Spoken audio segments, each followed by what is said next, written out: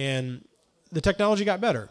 And again, the advantage of getting it better is the ability to capture the nuances, capture more of that stuff. 20-bit happened for a little while. Again, we get like 1,000,000 degrees and we're 120 decibels of dynamic range. And then 24-bit has this really kind of science fiction number of 144 decibels of dynamic range.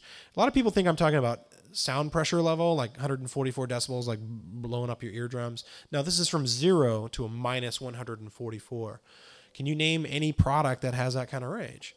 There isn't anything. The best preamps on the planet are about 130, meaning that there's really, really quiet, really good equipment.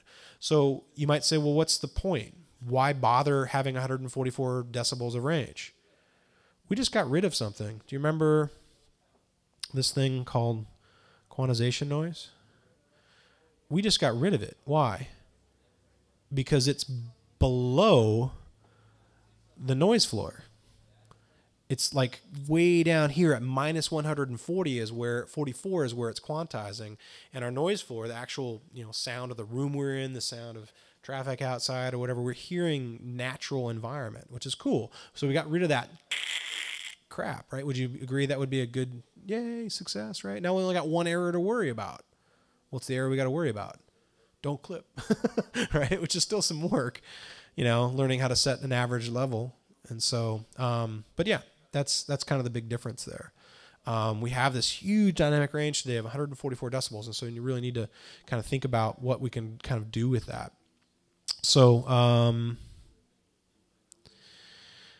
I briefly want to talk about dither. And dither is basically, it's like this really scientifically designed noise that gives more perceived dynamic range. And when would you bother to apply it? Basically, if you ever have to work with low-resolution recordings, I don't know why you'd ever have to deal with 8-bit or 12-bit today, but that would be good if you had to. Maybe it's some product that only works at it. Very often, it happens during the process of us converting from a 24-bit recording and putting it on a CD. It'll ask us to change and basically remove 8 bits of information, meaning that quantizing floor is going to jump from minus 144 to minus 96. So all of a sudden, with headphones on, turned up, you can hear that junk down there. You can hear, like, as a song fades out, you can start to hear that kind of like we did with the piano tail on there. So the last little note about it is noise. So you really only want to apply it once, right? So a lot of people say, oh, it masks quantizing noise. It doesn't really mask it. It basically, it's really kind of an interesting process. And so I have a really good example of it. There's a good magazine out there. I don't know if it's easy to get. Probably Barnes & Noble or Borders. You guys got picked up Sound on Sound before? It's an awesome magazine from Europe. And they have really good articles and tutorials and stuff like that. And they had this really good article on dither. And I want to just play you some examples from it. In order for you to hear dither, we had to let you hear the quantizing noise, right? Because it basically will give you an idea of what it's going to sound like. So this is a piano that's been recorded at 8 bits, and it's a performance, and you can hear the levels have been turned up. They call it normalized. Basically, the quiet levels have been brought up, so you can really hear this stuff. So I'm going to play this. Let me make sure I got the right audio playback here. Cool. All right. So here's 8-bit piano. Lots of quantizing, right? Hear the junk smearing down there.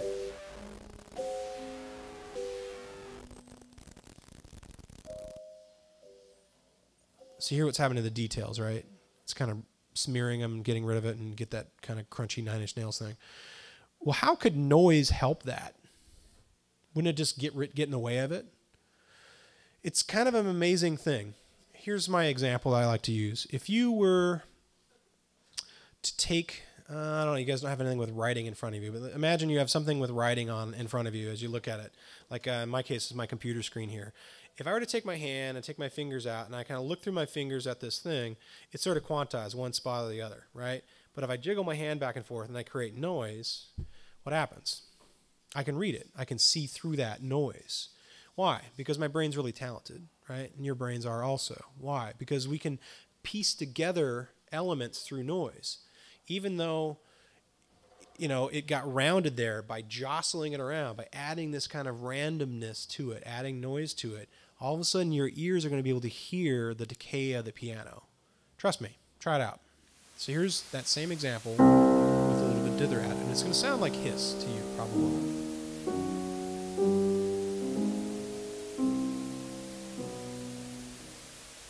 But listen to this decay, the drops in the notes right here especially, right?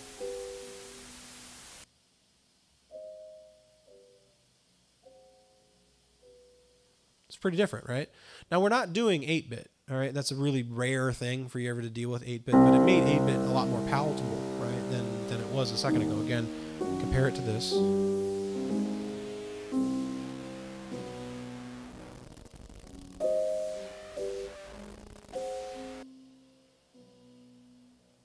Especially right there, right? It just falls apart. There's a form of dithering that's called noise shaping. And the idea of it is to take, instead of having this broadband noise, to basically push the dithering into areas that are less perceptible for humans. Basically, kind of make it even more hiss-like, push it into higher frequencies or lower frequencies and sort of open it up. And so give the piano some space to live. So this is a noise-shaped type of dither.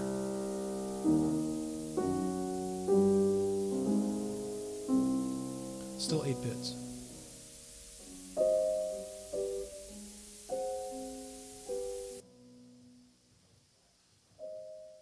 Pretty big difference, right? The noise floor for 8 bits is minus 48. All right. The noise floor for CDs is minus 96. So imagine it being way down there is what I want you to do.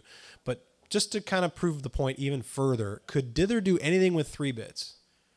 3 bits is awful, right? We've heard it a few times here. I actually kind of find this one fun because it just sounds like crazy distortion. So here's 3-bit piano, right?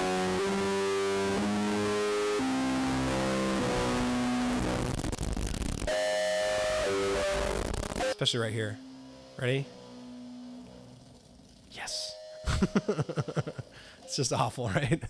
So here's dither put onto that 3-bit piano. Can it do anything with that? Still only 3 bits, right? I know it sounds like a rainstorm. You can hear the piano. That's the point, is you can hear the notes of the piano. Pretty cool, huh? Right? So what about if we shape it again? Again, it's going to be really, loud, but still 3 bits. So what's it going to do for you at 16-bit? It's going to do a lot, basically. It's going to basically allow you to hear more perceived dynamic range than is actually there, which is pretty cool, right? It's going to give you a perception of range that was being rounded before. Again, kind of using this trick that we use, our ears can kind of pull off. So, making sense? Kind of neat trick. When do you add it? Again, you add it basically in programs like Logic, you mentioned, you do it during bouncing, as it gives you an option. In Pro Tools, you actually, when you go to bounce to disk, there's an option, basically a plug-in. You get to pick what kind of dithering would you like. Again, it's noise, right? You heard it, right? Should you put it on there 3 or 4 times? No. I mean, noise plus noise plus noise is going to get noisy, right? So it's something that you would do one time to kind of create that field for it to happen. And usually it happens when we convert from 24 to 16, converting back. So we listen to dither. That's what I had. So again, my name's Chris. I do consulting on Pro Tools and home studio stuff. If you want a card, I got cards so I can hand them out. I have a website that's called The Sound Orphanage, soundorphanage.com. And my email is homestudiohelp@gmail.com. And I have a project called TripNet. I do music.